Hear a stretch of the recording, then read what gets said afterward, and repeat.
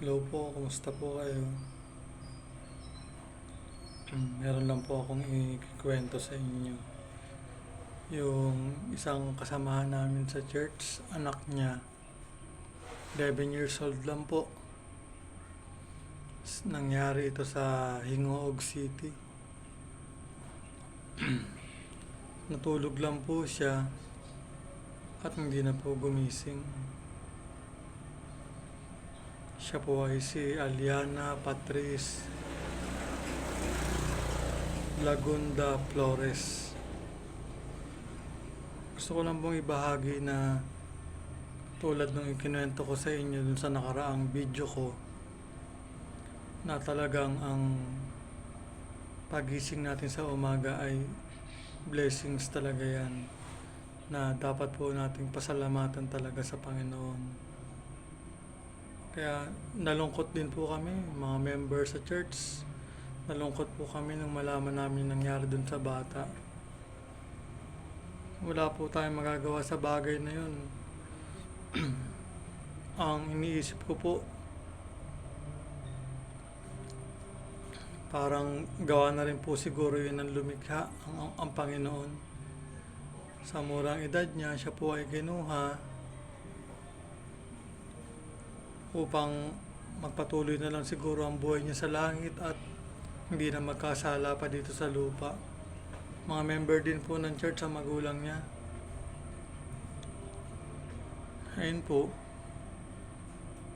gusto ko lang talagang sabihin na hindi natin hawak ang buhay natin. At salamat din sa batang yun dahil marami kaming natutunan sa kanya na mas pahalagahan pa ang buhay. maging maging masipag po tayo sa pagpapasalamat sa Panginoon. Kasi talagang hindi natin masasabi ang bukas kung okay pa. Gaya ko, hindi ko rin alam na makakapag-share pa ako sa inyo, makakapagkwento dahil nga sa nangyari sa akin sa pagkaka-stroke ko. Pero tuloy pa rin po ang pananalangin ko na sana ay gumaling pa rin ako at makapagbigay ng kaligayahan sa pamilya ko, makapagtrabaho. At inihiling ko rin na makapagbigay ako ng magandang performance ko sa church. Kasi kung makakabalik ako sa dati kong katawan, mas magagawa ko ang gusto ko at makakakilos ako ng mas maayos. Lagi ko po binabanggit sa inyo ang church. Ako po pala ay naging member ng The Church of Jesus Christ of Latter-day Saints. Yun po yung kilala natin na Mormons kung tawagin. Hindi po siya totaling simbahan ng Mormons. Ang tinutukoy po naming Mormons ay libro, Book of Mormons. At ang pangalan ng church ay The Church of Jesus Christ of Latter-day Saints. Sa church po, hindi po natin masasabi na kahit anong church ang ating salihan ay nakakasiguro tayong ligtas na tayo. Hindi po ganun yun. Kasi ang totoo po niyan, kahit anong simbahan po ang ating salihan o mapabilang tayo pa rin po ang gagawa ng ating kaligtasan. Hindi po ang mga simbahan, hindi po ang relihiyon. Tayo pa rin po. Ako po ay sumanib lamang sa kanila sapagkat noong time po na stroke ako, sila po yung nagbibisit sa bahay namin sa Mindanao. Nagkaroon po ako ng chance na laging makapakinig sa kanila dahil nawalan po ako ng chance na makapagsimba noong time sa Catholic Church. Katoliko po kasi kami. Lagi silang nagbibisit sa bahay.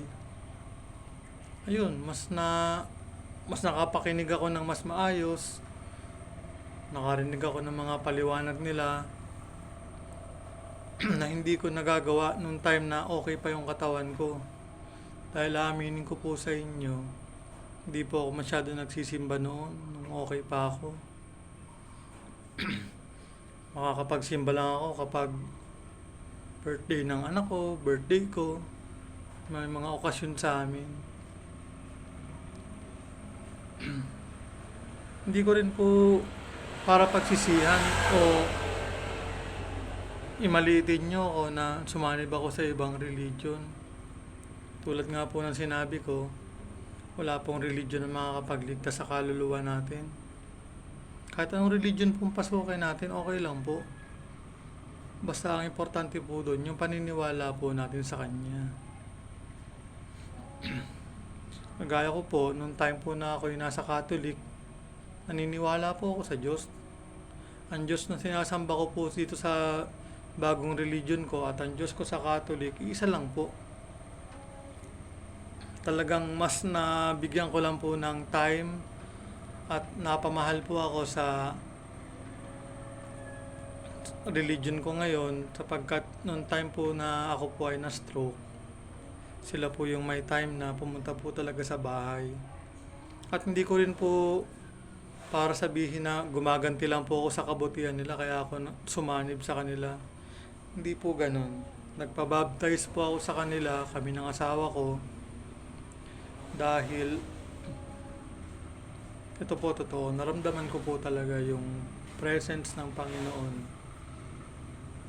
Lagi pong nilang ikinikwento sa akin. Kinat ko po yung video kasi may bumili. Solo lang kasi ako dito sa bahay. Lumakad yung mama ko tsaka kuya ko, may pinuntahan sila. Pinapagawa nila yung kanilang sa SSS ng mama ko. Tuloy ko po yung kwento ko. Ayun po, wala pong religion na makakapagligtas sa atin. Lahat po yan para sa akin ay tama. Basta ang kanilang pinapatungkulan sa kanilang mga sinasamba ay ang Panginoong Jesucristo. Tama po yan para sa akin. Ang akin lang po ay nasa sa atin din po ang pamamaraan kung paano tayo maliligtas. Kung tayo po ay susunod ng tama, gagawin natin ng tama, iiwas tayo sa mga mali, yun po yun. Nandun po ang chance na maligtas po ang ating kaluluwa. Yung binanggit ko po kanina na sa church namin ngayon, ayun po, mas nabigyan ko po siya ng oras noong time na ako ay lang sa bahay lang, papagaling.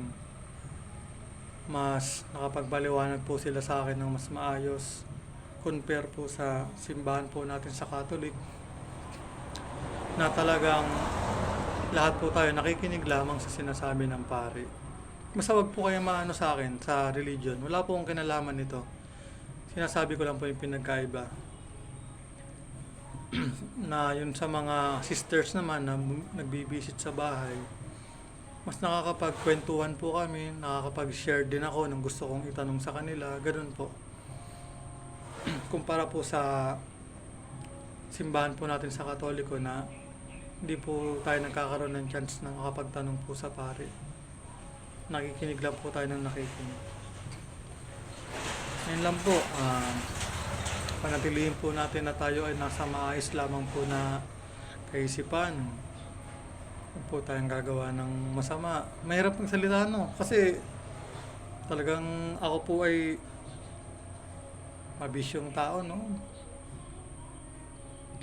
Kaya pag sinabi kong wag po tayong gagawa ng masama, medyo kinikilabutan din ako kasi ganun po ako dati. Sigarilyo, alak, lahat po, nadanas ko na. Nakapag-take na din ako ng illegal na alam niyo na po yun. Marami na po akong pinagdaanan sa buhay. At sobrang nagpapasalamat po ako na yung pagkakastroke ko naging way para makakilala po ako sa Panginoon. Sobrang salamat po. Pero hindi ko sinasabi na magkaroon kayo ng sakit para kumilala po kayo sa Panginoon. Hindi po ganun yun. Nagkataon lang po sa akin na talagang advice nga nila sa akin parang Hindi ka pa kinuha ni Lord. Parang may ano ka pa, may mission ka pa, parang ganyan. Nag-iisip lang po ako ng positive na siguro ganun nga.